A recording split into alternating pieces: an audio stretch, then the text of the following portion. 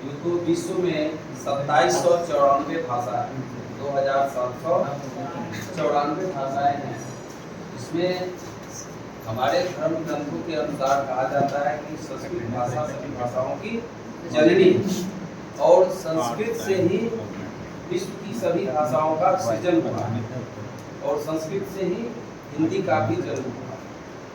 लेकिन हिंदी को धीरे धीरे वह देववाणी संस्कृत भाषा या हम लोगों के धार्मिक ग्रंथों में जो उल्लेख है सतयुग, त्रेता या द्वापर, उस समय की भाषा संस्कृत हुआ करती थी और देवताओं की भाषा भी संस्कृत हुआ करती थी।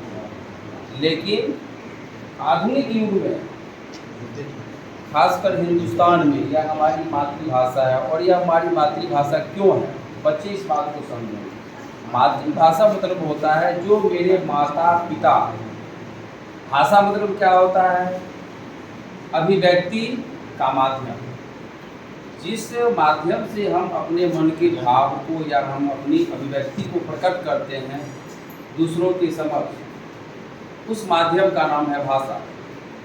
और मातृभाषा इसका नाम क्यों पड़ा?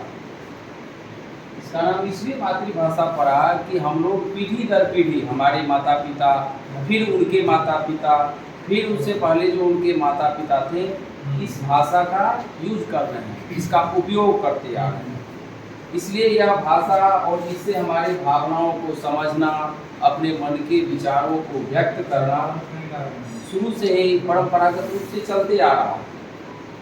और हमारे जब आज़ाद हिंदुस्तान हुआ, जब भारत आज़ाद हुआ, तो उस समय बहुतायत मात्रा में बोलचाल की भाषा क्या थी? हिंदी थी।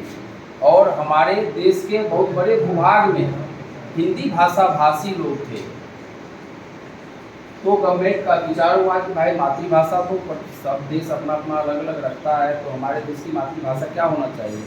तो ये सर्वे में निकला कि हमारे यहाँ हिंदी भाषा बोलने वालों की संख्या सबसे अधिक है, इसलिए इसे संविधान के 8वीं सूची में शामिल किया गया।